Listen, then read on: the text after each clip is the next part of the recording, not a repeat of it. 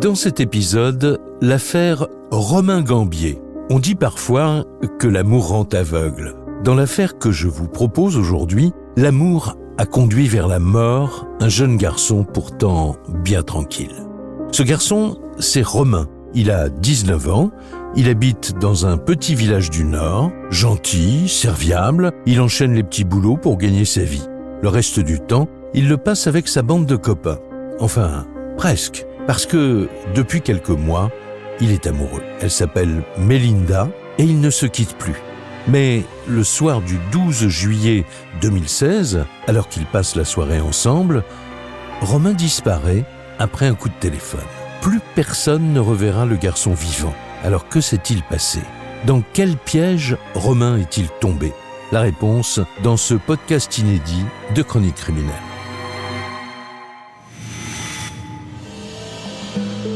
Début de l'été 2016, en pleine nuit, dans un village du nord de la France. Un jeune homme attend sur le bord d'une route isolée. Une voiture s'arrête et le conducteur l'invite à monter à bord. Lorsque le véhicule démarre, le passager est loin de se douter de ce qu'il attend. Car un autre individu, muni d'une arme blanche, s'est dissimulé à l'arrière. C'est le premier acte d'un guet-apens sanglant dont le mobile réservera bien des surprises aux enquêteurs.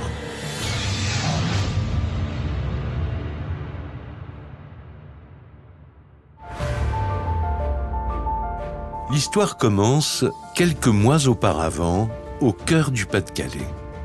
Campagne-les-Édins est une petite commune d'à peine 2000 habitants. On est vraiment dans la campagne, c'est vraiment un petit village. Franck Châtelain, avocat de la défense. C'est du rural, du pur rural. Les principales activités sont liées à l'agriculture. Virginie Selvetti, journaliste. On exploite la betterave, les pommes de terre, les endives, des champs à perte de vue. C'est ici que Romain Gambier a grandi. Le jeune homme, âgé de 19 ans, vit avec sa grand-mère, Fernande, dans un petit pavillon. Il est issu d'une fratrie de 3 enfants, donc son grand frère et une demi-sœur. Ses parents ont divorcé quand il avait 3 ans et il s'est installé chez sa grand-mère à l'âge de 10 ans. Tout le monde a la même description de Romain. Raphaël Tachon, avocat des parties civiles. Un garçon profondément gentil, serviable. Malgré la séparation de ses parents, Romain Gambier est très entouré, car toute cette grande famille recomposée habite dans les environs. Romain est un garçon très attaché à sa famille, que ce soit du côté paternel ou maternel. C'est pas parce que ses parents sont séparés qu'il ne va pas voir sa mère et sa petite sœur. Audrey Lesage, avocat des parties civiles. Il a énormément de contacts avec sa famille. Romain, pour lui, la famille, c'est tout. Et au sein de cette tribu, Romain Gambier est particulièrement proche de sa mère, Laurence, et de Laura, sa petite sœur. On était bien soudés. Avec ses frères, sa sœur, ils s'attendaient bien. Laurence Dubotz, mère de Romain. Des fois, on avait des petits coups de gueule, c'est tout à fait normal, parce qu'une famille recomposée, des fois, c'est pas tout à fait évident. Mais après, non, ça se passait très, très, très bien. Romain, c'était mon confident, c'était ma moitié. C'était un grand frère en or. Laura Dubotz, sœur de Romain. Il était toujours là pour moi, il me disait toujours oh, si ça va pas, tu me le dis. Il essayait toujours de faire en sorte que je sois toujours heureuse. Dans le village aussi, Romain Gambier fait l'unanimité. Un garçon à la fois joyeux, attachant et très dévoué. Il aimait bien donner des coups de main. C'est lui qui venait tondre la pelouse. Il allait chez la personne âgée faire ses haies, tondre sa pelouse. Il aimait s'occuper aussi du jardin de sa mamie. Sa mamie, elle faisait un jardin. Bon, il aimait planter pommes de terre, semer ce qu'il y avait à semer. Des fois, on le voyait plus. m'a été déplanter les pommes de terre. Manutentionnaire, saisonnier agricole, à 19 ans, Romain enchaîne les petits boulots. Le reste du temps, il le passe avec sa bande de copains qu'il retrouve lors de soirées mémorables, comme ici, sur cette vidéo où il est vêtu de blanc.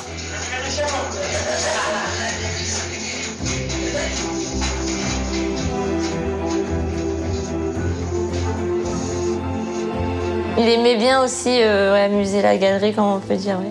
Quand il me racontait ses soirées avec ses copains, on voyait qu'il avait passé une bonne soirée, qu'il était content. Il adorait rigoler, il était jamais triste. Il voulait qu'à chaque fois, il y ait de la bonne humeur. Ainsi s'écoule le quotidien heureux de Romain Gambier, jusqu'à ce jour fatidique du 12 juillet 2016.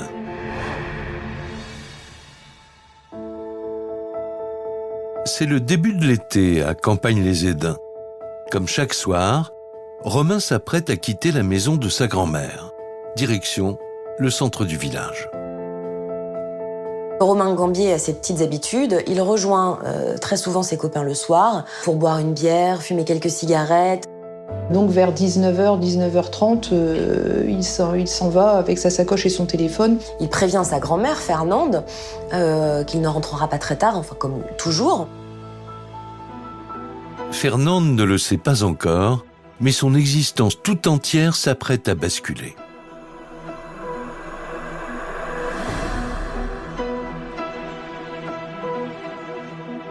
Car lorsqu'elle se réveille à 4 heures cette nuit-là, la grand-mère constate que son petit-fils n'est toujours pas rentré. Fernande se lève et voit que Romain n'est pas là. Donc elle est particulièrement étonnée parce qu'il n'a pas l'habitude de découcher. La grand-mère ne peut fermer l'œil de la nuit. Elle guette la porte jusqu'au matin dans l'espoir de voir Romain arriver. Les heures passent, elle n'a toujours pas de nouvelles de Romain. On arrive au petit matin, il n'est toujours pas rentré. L'inquiétude commence à grandir.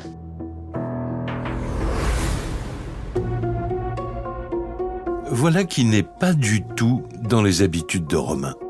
Et quand elle tente de le joindre, son portable bascule directement sur la messagerie. Il ne répond pas. Aucune nouvelle. Et ça aussi, c'est anormal. Fabrice Leviel, journaliste à La Voix du Nord. C'est un bon gamin, il veut pas que sa grand-mère s'inquiète. Et là, rien. Silence complet. Romain est injoignable. Elle sent qu'il s'est peut-être passé quelque chose.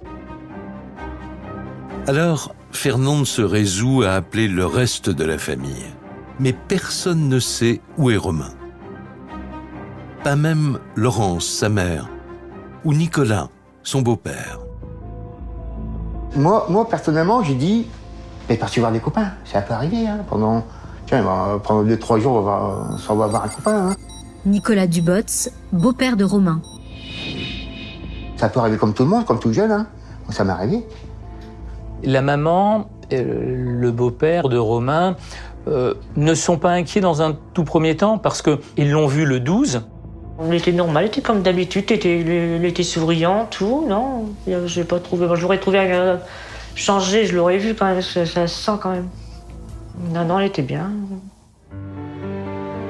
Mais pour sa sœur, Laura, un tel silence ne lui ressemble pas. J'ai dit à maman, c'est bizarre, je dis c'est pas normal. Pourquoi il me parle plus? Pourquoi j'ai plus de message? Il serait jamais parti comme ça sans nous donner de nouvelles, quoi. Tellement qu'on était important pour lui, tout ça, que c'était normal, il devait envoyer un message pour nous dire où il était, ce qu'il faisait, s'il rentrait ou pas ce soir. Alors les questions se bousculent. Pourquoi Romain n'est-il pas rentré de la nuit? Aurait-il été victime d'un malaise ou même d'un accident? La famille se mobilise et se dit, bon bah voilà, on va essayer de voir où peut être Romain. Et il cherche auprès des amis de Romain. Où est-ce qu'il est? On ne sait pas où est-ce qu'il est. Même tous les jours, on appelait, on cherchait où est-ce qu'il pouvait être. On va dire chercher dans les rues, où est-ce qu'il pourrait se trouver. Voilà. En vain.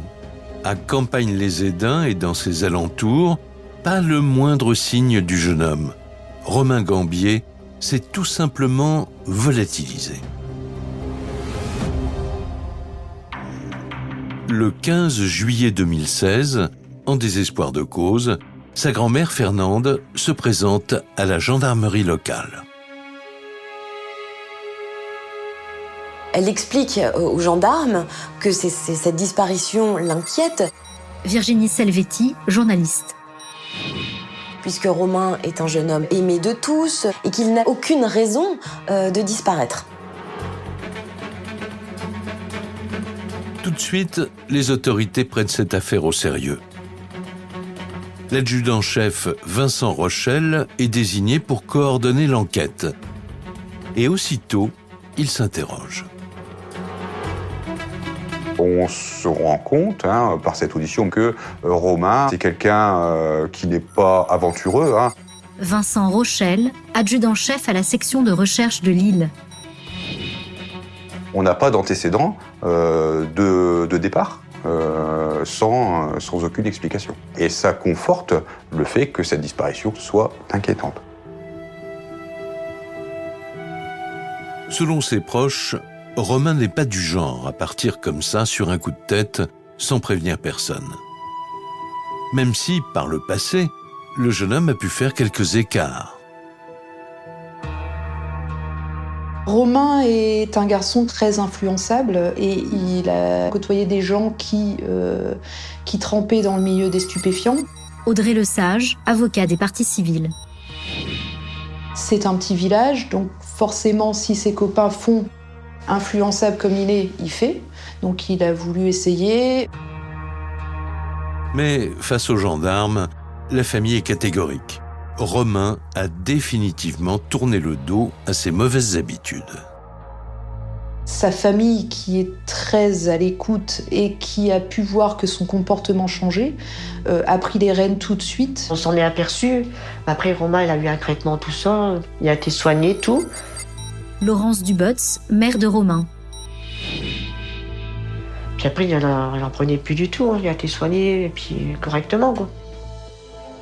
À ce stade de l'enquête, la piste des stupéfiants semble donc mener à une impasse.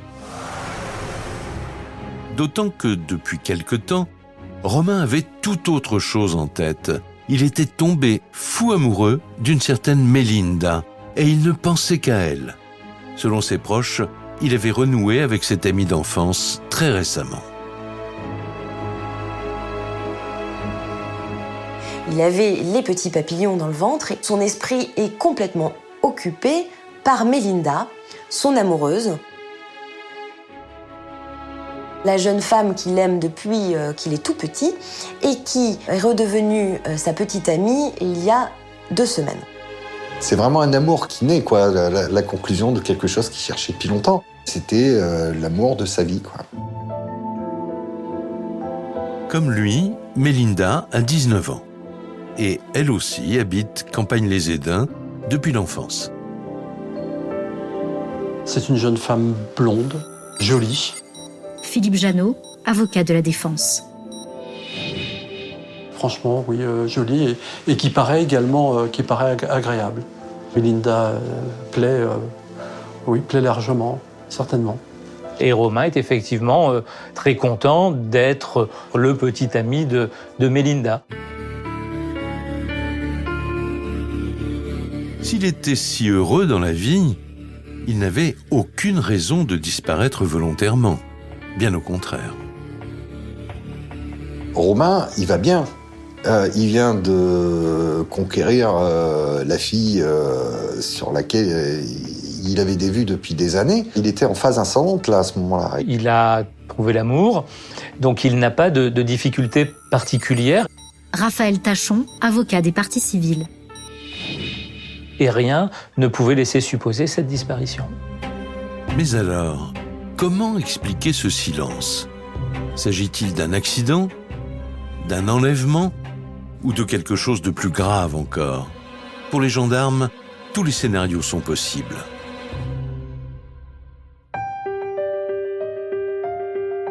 Cela fait maintenant 4 jours que Romain Gambier a disparu. Pour tenter de trouver de nouvelles pistes, les enquêteurs diffusent un avis de recherche sur les réseaux sociaux et dans tout le département, sans résultat. Alors sans tarder, ils convoquent la jeune Mélinda pour l'interroger. Peut-être en saura-t-elle plus sur la mystérieuse disparition de son petit ami. Elle leur explique que oui, elle connaît Romain depuis toujours, que ça fait 2 semaines qu'ils sont à nouveau ensemble. Et surtout, elle dit aux gendarmes que ce soir-là, Romain était chez elle. Romain est arrivé vers 20h, puisqu'il avait l'habitude de se rendre chez Mélinda régulièrement le soir. Ces 2 amoureux qui se rencontrent dans le jardin de la copine. Fabrice Leviel, journaliste à La Voix du Nord. Et ils se parlent, sans doute qu'ils s'embrassent, qu'ils flirtent. Soirée tout à fait agréable pour les deux, quoi. Cette fameuse soirée, Mélinda s'en souvient très bien. Elle raconte que tout était normal, du moins jusqu'à 21h30. Tout se passe bien, jusqu'à ce que Romain reçoive un SMS, puis un appel. Mélinda constatait que Romain s'éloignait pour répondre à ses appels, ce qui l'a un petit peu surprise. Il indique à Mélinda que c'est son frère qui veut lui parler. Et finalement, il partira sur les coups de 21h30, 22h en expliquant qu'il a quelque chose à faire avec son frère. Pourquoi le jeune homme a-t-il quitté si brusquement sa petite amie? Et de quoi ont-ils parlé avec son frère? Mélinda n'en sait rien. Alors pour en avoir le cœur net, les gendarmes contactent le frère directement, qui leur révèle qu'il n'a jamais passé de coup de fil à Romain ce soir-là. C'est le premier coup de théâtre de cette mystérieuse disparition. Pourquoi le jeune homme a-t-il menti à Mélinda? Les enquêteurs sont de plus en plus intrigués. À la gendarmerie, l'audition de Mélinda continue. Et la jeune femme livre alors une nouvelle information qui pourrait tout changer. 1 heure après que Romain soit parti, 1 heure et demie, elle reçoit des messages sur son téléphone en provenance du téléphone de Romain. Elle a reçu à 22h30 un SMS de Romain disant « Je t'aime, mais je me fais tuer ». Vincent Rochel et ses hommes n'en reviennent pas. Où Romain se trouvait-il lorsqu'il a envoyé ce bref message? Et surtout, avec qui? L'enquête prend alors une toute autre dimension. Ce genre de texto, forcément, va nous interpeller. Vincent Rochel, adjudant-chef à la section de recherche de Lille. Cela nous permet de penser que nous ne sommes pas sur une simple disparition inquiétante. C'est une pièce première qui met les enquêteurs sur une possibilité d'un véritable acte criminel. On se dit, Romain a-t-il été enlevé? Peut-être est-il séquestré? Virginie Selvetti, journaliste. En tout cas, pour les enquêteurs, tout cela ne sent pas bon du tout. Dès lors, le scénario d'un kidnapping commence à se dessiner. Une piste confirmée par les investigations lancées sur la ligne téléphonique de Romain. Il apparaît que son téléphone est coupé dès la nuit du 12 au 13 et qu'il n'est pas rallumé depuis. Donc il n'y a aucun moyen de géolocaliser le téléphone. Le téléphone de Romain s'est arrêté à 23h39 le 12 juillet. Après, plus de son, plus d'image, plus rien. Pour quelle raison Romain a-t-il envoyé un tel message à Mélinda? Et pourquoi son portable cesse-t-il brutalement d'émettre en pleine nuit? Une enquête qui réserve encore bien des surprises à la gendarmerie.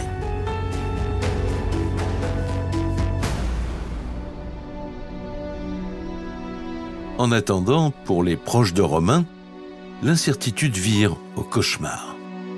Je pensais qu'il aurait parti 3-4 jours, il serait revenu. Laurence Dubotz, mère de Romain. C'est pas normal qu'il donne pas de nouvelles, il y a quelque chose derrière quand même. Ça m'a fait un gros choc et je me suis posé plein de questions dans ma tête. Enfin, je me suis demandé où il était et ce qu'il faisait. Laura Dubotz, sœur de Romain. Ça me rendait triste en fait. Parce que pas avoir de nouvelles de son frère comme ça. Bah oui, on dit est-ce qu'il est arrivé quelque chose? Patati, on est inquiet. Nicolas Dubotz, beau-père de Romain. Pas de nouvelles, rien. On cherchait des réponses, mais où les trouver? C'est dur, hein. Les gendarmes aussi sont dans l'impasse. Les recherches ne donnent rien et l'enquête fait du surplace. Mais 5 jours après la disparition de Romain, tout s'accélère enfin. 17 juillet 2016. Faute d'éléments, les enquêteurs décident d'auditionner à nouveau Mélinda. La jeune femme connaît très bien Romain et elle ne leur a peut-être pas tout dit. C'est là qu'elle leur fait une autre révélation fracassante. Et là, Mélinda, elle sort de nouvelles informations. Des informations qu'elle tient de son ex-compagnon, il s'appelle Alan Crépel. Alan connaît Romain. Ils se sont déjà croisés à des fêtes, à des soirées. Ils se sont vus plusieurs fois. Ils ne sont pas copains, pas proches, mais ils se connaissent. Alan Crépel a 24 ans et il habite un village voisin. D'après Mélinda, son ex aurait vu Romain, et pas n'importe quand, le soir même de sa disparition. L'homme est aussitôt convoqué comme témoin, et le récit qu'il fait de cette rencontre a tout pour intriguer les enquêteurs. Il raconte en effet que ce soir-là, il a été réveillé par Romain Gambier. Celui-ci, dit-il, était accompagné de plusieurs individus. Il devait être vers les 3h ou 4h du matin. Ils sont venus tous à bord d'une 106 blanche, dans sa rue, pour, selon ses termes, foutre le bordel. Il aurait fait du tapage, beaucoup de bruit, des dérapages contrôlés en activant le frein à main, et que ça l'a réveillé en plein milieu de la nuit. Et ce n'est pas tout. Les jeunes avec qui se trouvait Romain, explique encore Alan Crépel, seraient un groupe de trafiquants notoires venus de Lille. Il nous explique qu'il est venu pour l'insulter, voilà, pour le provoquer. Romain aurait même crié « Ce sera bientôt ton tour ».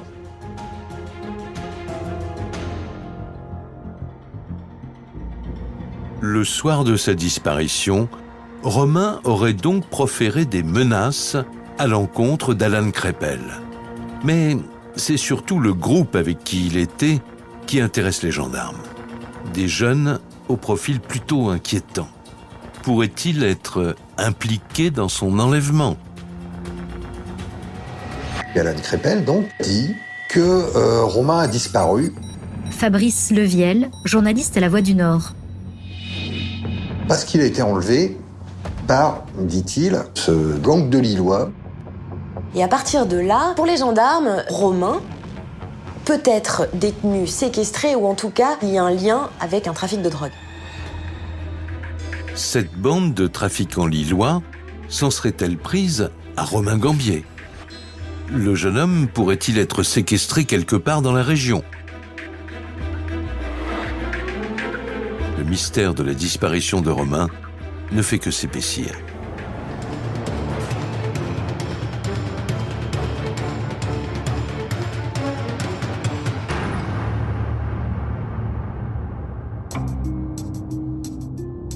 Une semaine a passé, et parmi les habitants de Campagne-les-Édins, cette fameuse piste lilloise alimente toutes les conversations.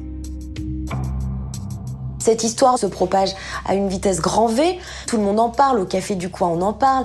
Tous les copains de Romain sont au courant. Tout le monde est persuadé que Romain est parti. Philippe Jeannot, avocat de la défense. Avec des personnes qu'on ne connaît pas et qu'il est en danger à Lille.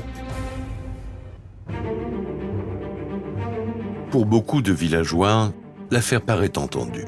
Romain aurait renoué avec ses vieux démons. Et pour sa mère et sa sœur, déjà dévastées par sa disparition, l'épreuve continue. Les gens sont vraiment méchants. Avant de parler des personnes qui regardent, qui jugent avant de parler. Il ne faut pas dire à tort, bon, lui il a fait ci, lui il a fait là, il a fait ceci. Mais avant de juger les gens, il faut les connaître. Puis j'aime pas quand on parle de mon frère comme ça en fait, parce que je me suis dit, ils parlent de mon frère mais ils le connaissent pas. Alors que nous, en fait, on est dans l'attente, on n'est pas bien, on est triste, on se demande qu'est-ce qu'il fait, où il est, et on entend des trucs comme ça. Moi, ça me faisait énormément souffrir.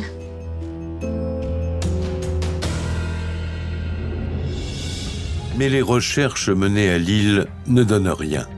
Aucune trace de Romain. Les gendarmes, pourtant, ne baissent pas les bras. Ils concentrent désormais tous leurs efforts sur la zone de Campagne-les-Édins et ses alentours. Nous allons effectuer des fouilles et des recherches dans les bois. Vincent Rochel, adjudant-chef à la section de recherche de Lille. Le commandant de compagnie de l'époque va demander des moyens aériens, des moyens aquatiques également, pour sonder les points d'eau du secteur. Vraiment, c'est des gros moyens qui sont mis en place. C'est la preuve que du côté de la gendarmerie, on commence quand même vraiment à s'inquiéter. La campagne environnante est ratissée sans relâche par les forces de l'ordre. Les proches de Romain, eux, retiennent leur souffle. On a le cœur compressé, on dit c'est pas bon, j'espère qu'on va le retrouver vivant. Vous savez, c'est dur. Vous savez quand on y pense tout le temps, on se pose des questions quand même. C'est dur. C'était simple, je faisais plus rien. Je restais dans ma chambre avec mon téléphone en essayant d'attendre d'avoir un message de Romain. Laura Dubots, sœur de Romain. Dès que j'entendais un bruit de moto, je regardais tout de suite à la fenêtre et je me suis dit peut-être. Et au final, j'avais beau regarder à la fenêtre, c'était pas lui, quoi. Moi, je me disais, c'est encore un faux espoir, c'est pas lui qui revient. Mais au bout d'une semaine, c'est la douche froide. Toujours aucun signe de vie de Romain.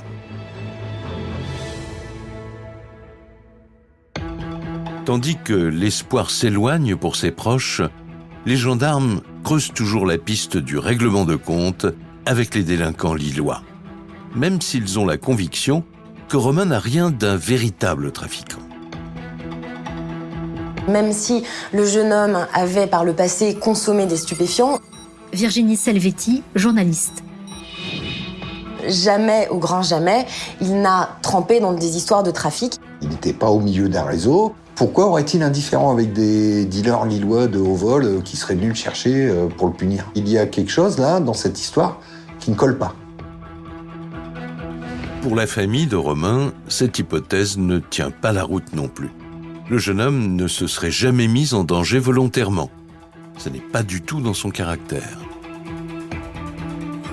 Et moi, mon fils, il était pas comme ça, il était plutôt timide, même pas méchant du tout. Il aurait même pas fait mal à une mouche. Laurence Dubots, mère de Romain. C'est pas lui aurait donné une claque, je sais même pas s'il vous l'aurait rendu. C'était pas du tout quelqu'un qui aimait se battre ou autre. S'il pouvait s'enfuir, il s'enfuyait, quoi.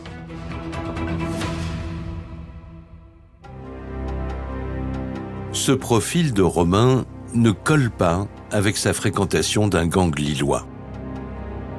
Les gendarmes commencent à douter des déclarations d'Alan Crépel.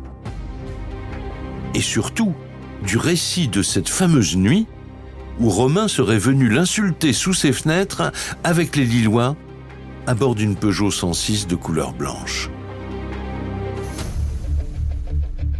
Ce tapage dans une petite rue, de surcroît une rue en impasse, forcément va être ressenti ou va être constaté par le voisinage. Et là, nous n'avons rien au moment de l'enquête de voisinage.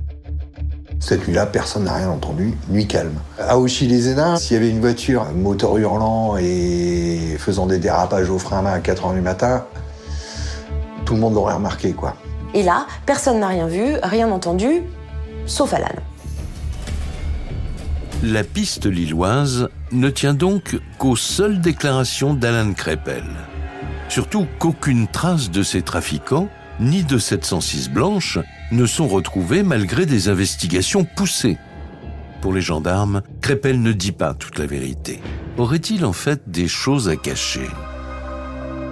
Les enquêteurs, ils sentent qu'il y a quelque chose qui ne va pas dans les déclarations d'Alan Crépel. D'autant plus que celui-là, il en rajoute, en fait. Il s'implique dans l'enquête. Et c'est ce qui va mettre la puce à l'oreille des enquêteurs. Raphaël Tachon, avocat des parties civiles. Alan Crépel va finalement devenir suspect. Mais qui est-il vraiment ? Les gendarmes se lancent dans une discrète enquête de personnalité. Et ils découvrent un élément capital autour de la jeune Mélinda. Elle a eu une liaison avec Alan Crépel, un homme décrit par ses proches comme facilement violent et d'une jalousie maladive. Il considère que sa compagne, c'est sa possession. Et qu'à partir de là, personne ne peut, ne serait-ce que jeter un regard sur elle. C'est mal vu, parce qu'elle lui appartient. Mélinda va raconter qu'à plusieurs reprises, il a porté la main sur elle, qu'une fois, il lui a arraché une touffe de cheveux, qu'il l'a plusieurs fois frappée. Alan Crépel a eu une relation avec Mélinda pendant 2 ans. Un mélange d'amour et de haine avec des disputes souvent violentes.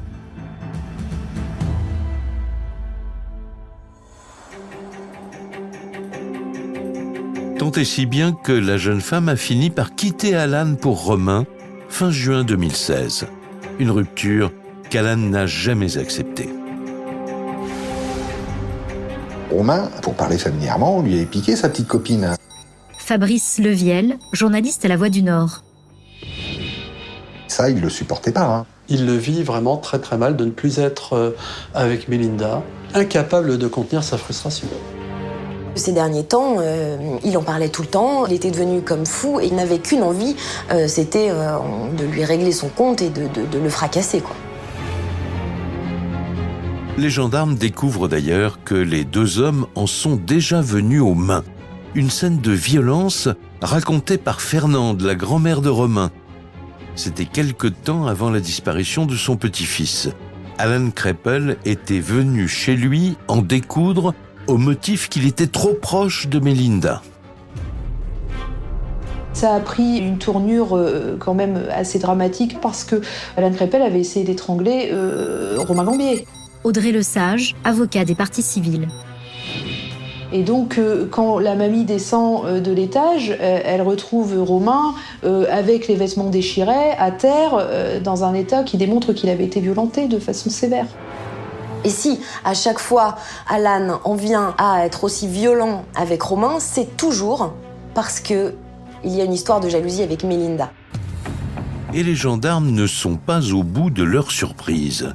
Selon plusieurs témoins, en effet, Alan Crépel et Mélinda se sont remis en couple. Ils ont été vus ensemble, juste après que Romain ne se volatilise. Alors il faut savoir qu'à ce moment-là, Alan Crépel et Mélinda ont renoué. Philippe Janot, avocat de la défense.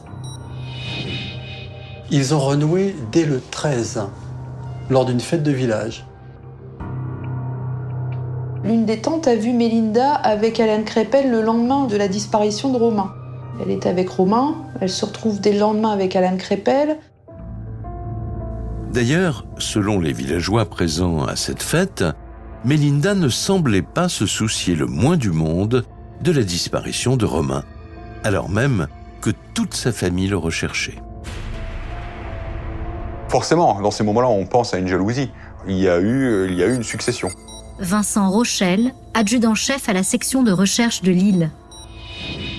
Mélinda a été avec Alan, elle a été ensuite avec Romain, elle est à nouveau avec Alan Crépel. La clé de la disparition de Romain est forcément dans ce triangle amoureux. En tout cas, les enquêteurs en ont l'intime conviction. Et si Alan Crépel manipulait les enquêteurs depuis le premier jour ? Sa jalousie à l'égard de Romain serait-elle la clé de cette mystérieuse disparition ? Le profil violent d'Alan Crépel n'a rien pour rassurer les enquêteurs.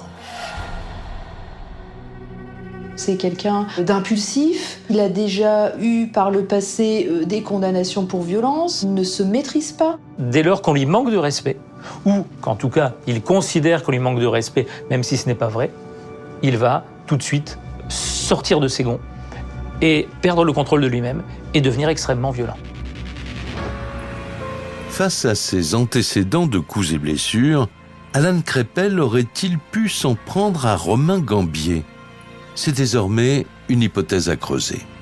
Alan Crépel est tout le contraire de Romain. Il est décrit comme bagarreur, impulsif.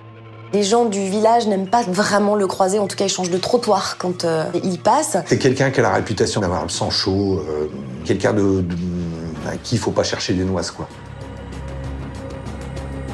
Un homme violent et d'une jalousie obsessionnelle. Dans la tête des enquêteurs, la piste des stupéfiants est maintenant totalement écartée. Un tout autre scénario se dessine, celui d'une rivalité amoureuse entre Romain Gambier et Alan Crépel. Mais il leur faut clarifier le rôle joué par Mélinda dans toute cette histoire. Pourquoi la jeune fille ne semble pas plus inquiète que ça de la disparition de Romain? Virginie Selvetti, journaliste. Pourquoi s'est-elle remise en couple avec Alan Crépel alors qu'elle le décrit comme quelqu'un de très violent? Ça interpelle les enquêteurs. Ils se sont posé des questions sur l'implication de Mélinda. A-t-elle vraiment aimé Romain ou s'est-elle servie de lui? Est-elle impliquée dans sa disparition? Pour le découvrir, les enquêteurs passent au crible tous les échanges téléphoniques de Mélinda. Elle est même placée sur écoute. Mais de toute évidence, rien ne permet de la mettre en cause, de près ou de loin, dans la disparition de Romain Gambier. En revanche, Alan Crépel se retrouve, lui, au centre des investigations. Mais l'adjudant-chef Rochelle hésite. Avec le profil qui est le sien, Crépel se montrera-t-il coopératif ? Vu l'individu, c'est pas forcément évident. Donc à partir de là, c'est vrai qu'on se pose beaucoup de questions parce qu'on se dit, est-ce qu'on se lance dans les gardes à vue ou est-ce qu'on attend encore pour avoir un peu plus? Pour les gendarmes, qui dit kidnapping dit voiture. Or, Alan Crépel ne possède pas le permis de conduire. Il n'aurait donc pas pu agir tout seul. Ses proches sont placés sous étroite surveillance, comme on le voit sur ces images de filature menées par les gendarmes. Les enquêteurs guettent leurs allées-venues, surveillent leurs rendez-vous. Alan est filoché par les gendarmes, placé sous écoute. À la mi-août 2016, un mois après la disparition de Romain, les filatures, mais surtout l'étude de la téléphonie, finissent par payer. Les enquêteurs identifient la personne qui a été en contact avec Romain le soir de sa disparition. Un certain Michael Quillet. Michael Quillet, c'est un jeune homme d'une vingtaine d'années qui a un parcours de vie déjà compliqué. Franck Châtelain, avocat de la défense. Il va sombrer dans une sorte de délinquance d'habitude du consommateur toxicomane. C'est pas un enfant de cœur non plus. D'ailleurs, au moment des faits, il est en cavale. Il a eu une permission de sortie de sa maison de détention et il n'est jamais rentré. Condamné à de la prison ferme, ce Michael Quillet est donc déjà recherché. Ses proches sont interrogés et c'est le témoignage de sa propre mère qui fait tout basculer. D'après elle, Michael, son fils, aurait servi de chauffeur à Crépel le jour de la disparition de Romain. Le soir du 12 juillet, elle a vu Michael Quillet partir dans une voiture en compagnie de Alan Crépel. Maintenant, il n'y a plus vraiment de doute. On est bien sur la piste d'une disparition organisée, d'un acte criminel en fait, qui met a priori en cause Alan Crépel avec une participation de Michael Quillet dans cette histoire qui reste alors à déterminer. Pour les enquêteurs, il est temps de passer à l'action. Le 16 août 2016, les deux hommes sont placés en garde à vue.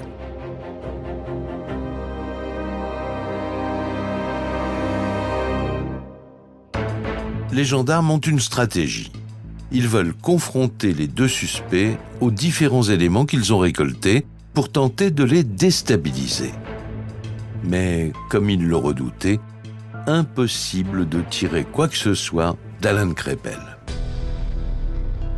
Lui, il dit qu'il n'a rien à voir dans tout ça, que Romain, il ne l'a pas vu depuis juin 2016, c'est-à-dire un mois avant sa disparition. Fabrice Leviel, journaliste à La Voix du Nord. C'est des Lillois qui l'ont enlevé. Il va rester sur sa ligne de conduite, en fait. Il va repartir sur cette fameuse 106 blanche, avec ses Lillois. Et il est catégorique là-dessus. D'ailleurs, il est relativement à l'aise pendant cette garde à vue. Et je pense qu'il a toujours l'impression de balader les gendarmes. La partie s'annonce compliquée avec Alan Crépel, mais Michael Quillet se montrera-t-il moins coriace ? Au terme de plusieurs auditions, la ténacité des enquêteurs finit par payer. Le jeune homme craque et il accuse Crépel d'avoir tout manigancé. Alan lui a demandé d'envoyer des messages à Romain pour lui vendre à un prix défiant toute concurrence des stupéfiants. Finalement, Romain ne pouvait pas refuser. Audrey Lesage, avocat des parties civiles. Sachant que, certes, il était soigné, mais on sait que c'est difficile de ne pas retomber rapidement. Là, avec les prix qui étaient proposés, il a été effectivement appâté. En fait, c'est un guet-apens, quoi. Il lui demande de monter un guet-apens parce qu'il veut régler un compte avec Romain Gambier. Alan ne supporte plus de voir Romain en compagnie de Mélinda. Il demande donc à Michael Quillet de tendre un piège à son rival alors qu'il passe la soirée avec sa petite amie. Questionné par les gendarmes, Michael Quillet poursuit son récit. Ce fameux 12 juillet, rendez-vous est fixé à Romain vers 22h30 dans un village proche de Campagne-les-Édins. Ce soir-là, Michael a conduit, puisque Alan n'a pas le permis de conduire. Et Alan Crépel, lui, il va se planquer derrière, bien camouflé. Sous une couverture, pour ne pas que Romain le voie. Raphaël Tachon, avocat des parties civiles. Lorsqu'il va entrer dans le véhicule, car il en a peur. C'est donc en toute confiance que Romain monte à l'avant, sans se douter un instant qu'Alan Crépel, son rival, est dissimulé à l'arrière.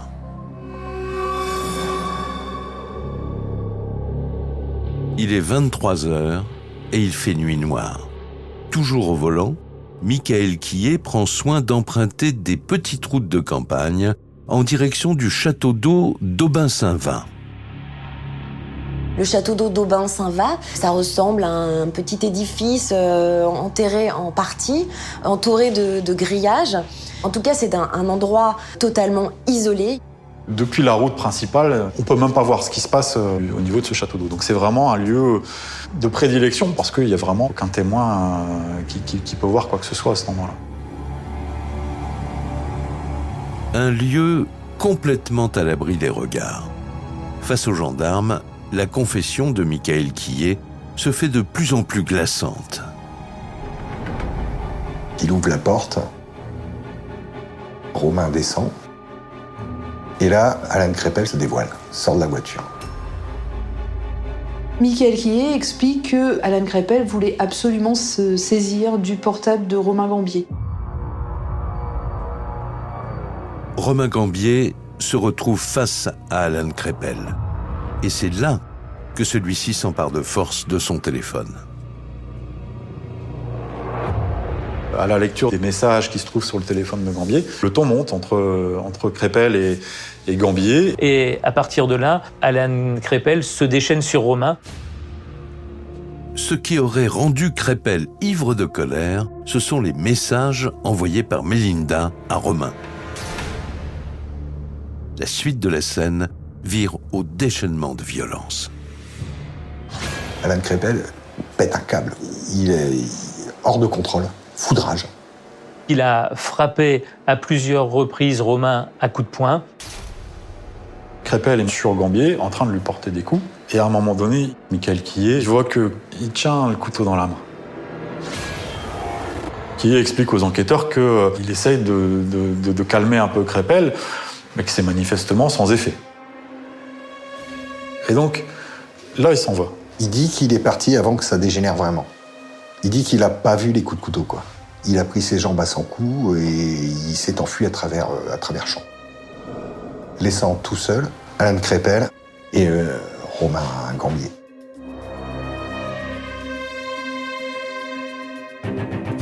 Les enquêteurs n'en espéraient pas tant. Michael Quillet avoue avoir assisté à un assassinat pur et simple, même s'il affirme ne pas avoir participé à cette mise à mort.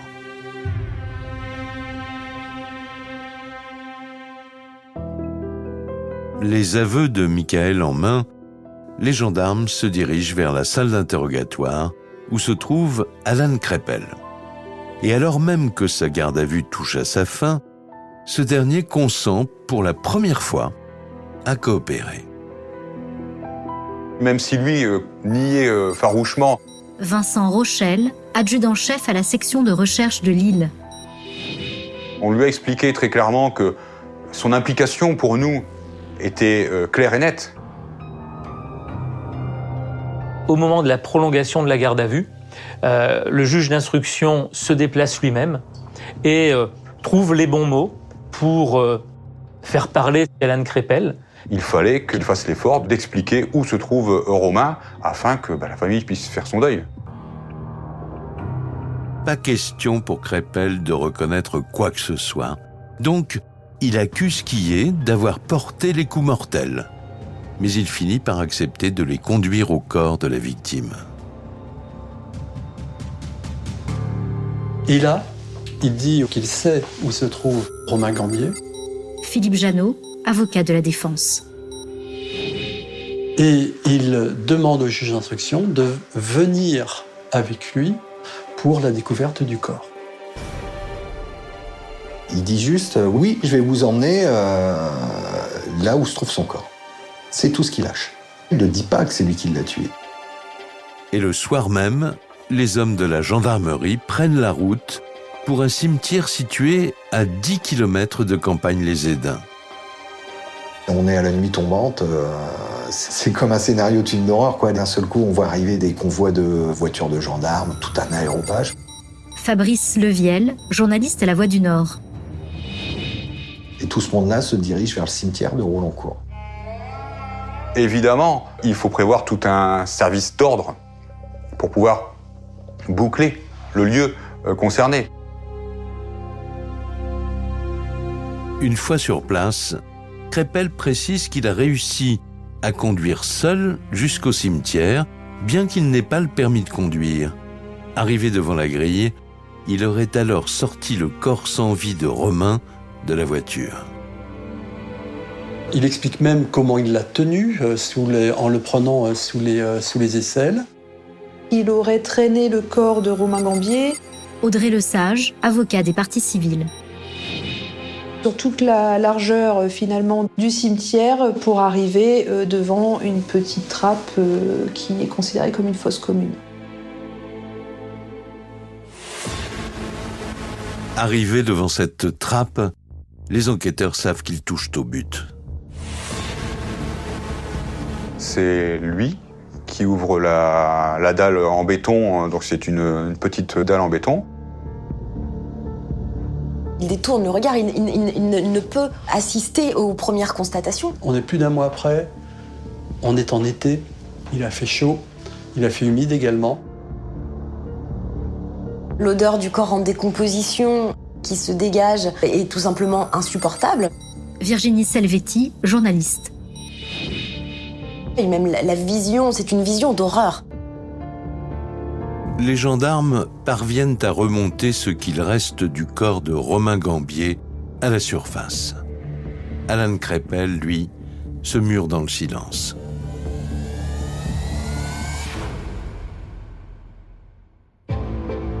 Ce n'est qu'au retour du cimetière, lors de son ultime audition, que l'homme vacille enfin.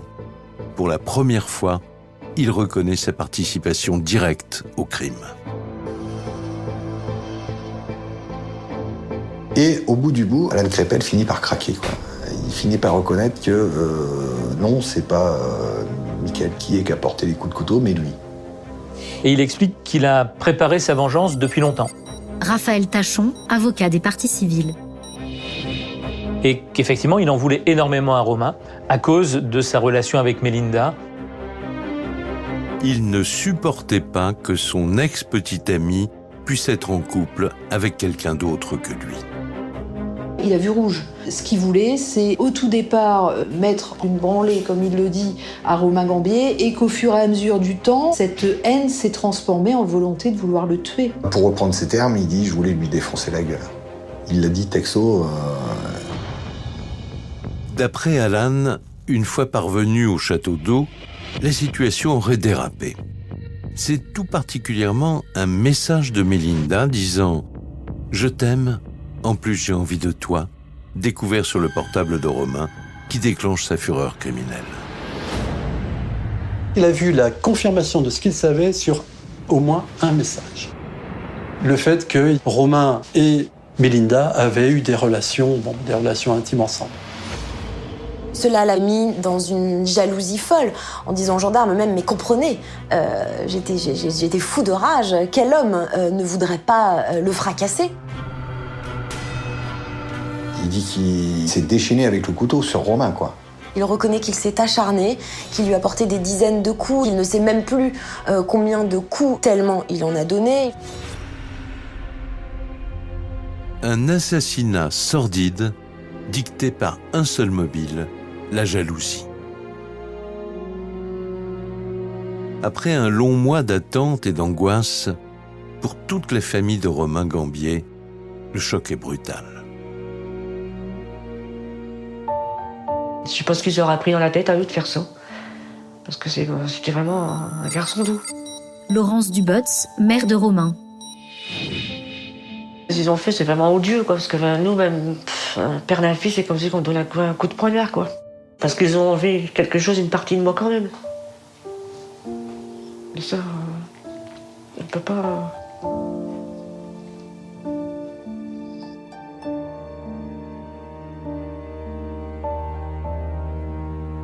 Tout s'écroule. Et j'ai perdu mon beau-fils. C'est très dur. Nicolas Dubotz, beau-père de Romain. Franchement, en une fraction de seconde, c'est... On est à terre. On est à terre. Pourquoi? Tout ça pour une fille. Il faut y aller. Moi, c'est ce qui... Ça me répugne.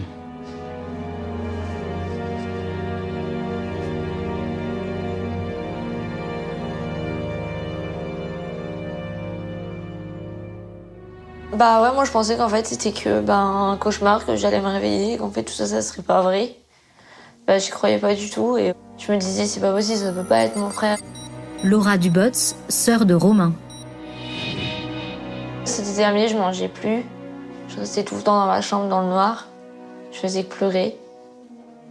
Enfin, en fait, j'en revenais pas, quoi. Un crime qui laisse une famille entière anéantie. D'autant que l'autopsie de Romain Gambier vient confirmer toute l'atrocité des faits. L'autopsie a pu mettre en évidence 10 coups de couteau, des coups de couteau qui ont été portés devant et derrière. Et les médecins légistes ont pu déterminer que la lame avait traversé les os, notamment au niveau de la trachée et au niveau du thorax. Ce qui témoigne d'une violence inouïe dans les coups portés. Alan Crépel a massacré Romain Gambier.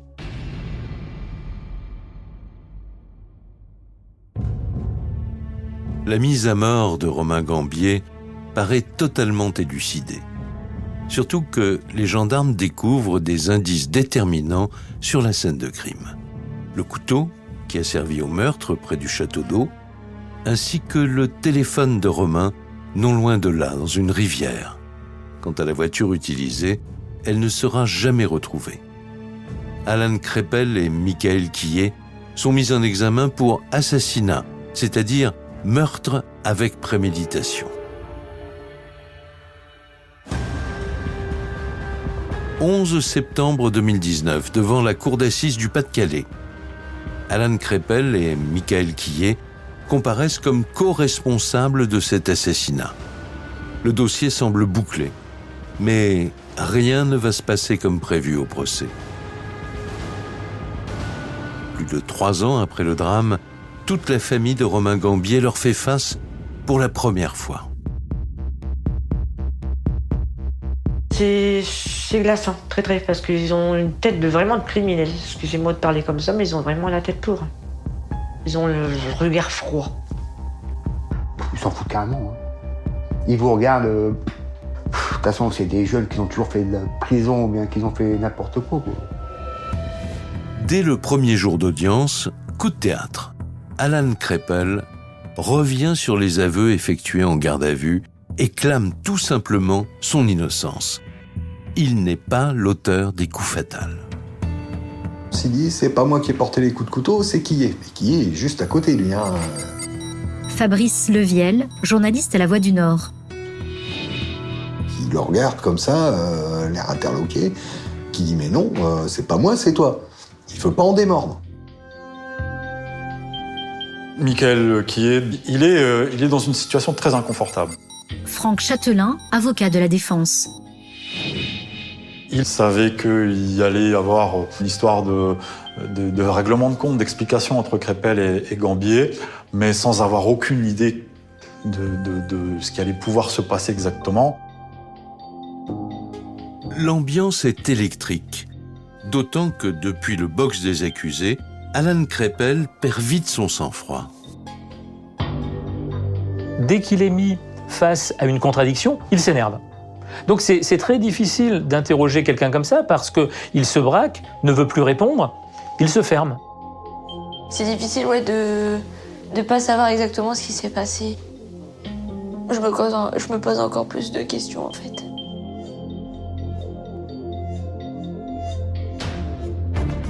Au 3e jour d'audience, tout s'accélère pourtant. Confronté à des preuves accablantes, Alan Kreppel finit par endosser toute la responsabilité du meurtre. Mais cette fois, il conteste la préméditation. C'était des coups de couteau, alors pas accidentels bien entendu, des coups de couteau qui restent volontaires, mais qui ont été donnés dans le feu de l'action. Philippe Janot, avocat de la défense.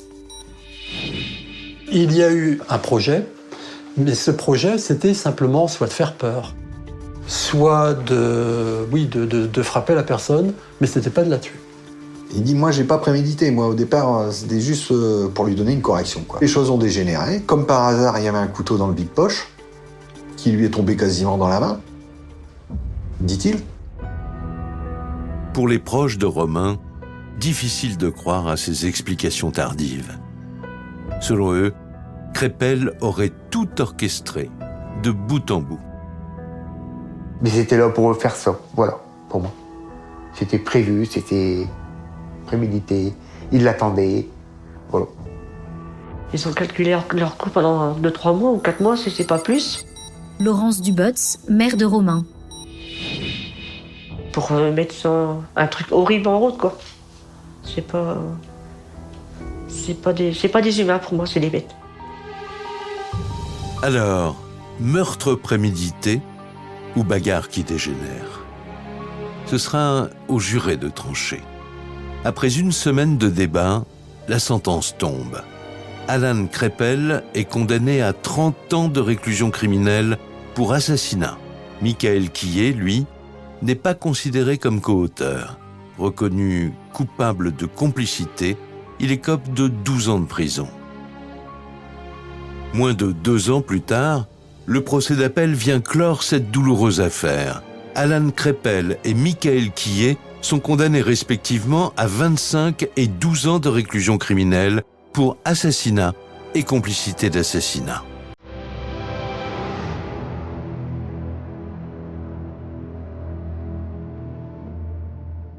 L'issue de ces procès n'effacera jamais le chagrin de la famille de Romain Gambier. Un jeune homme de 19 ans, arraché aux siens à cause d'une terrifiante histoire de jalousie amoureuse. Il est parti. Oui, ils vont peut-être en sortir dans 20 ans, 30 ans. Ils seront dehors, ils pourront encore faire leur vie. Que mon fils, il pourra plus, lui.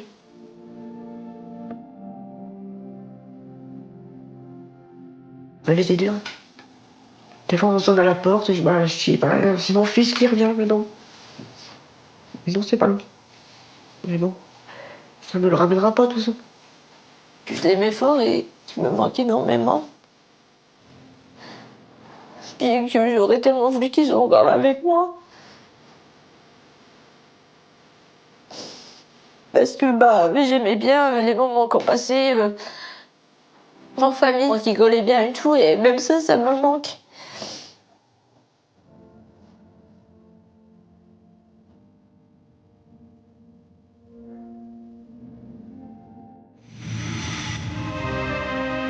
Vous venez d'écouter Chronique criminelle. Si l'épisode vous a plu, n'hésitez pas à mettre des étoiles, à commenter ou à vous abonner sur votre plateforme d'écoute préférée. Et retrouvez dès la semaine prochaine un nouvel épisode de Chronique criminelle.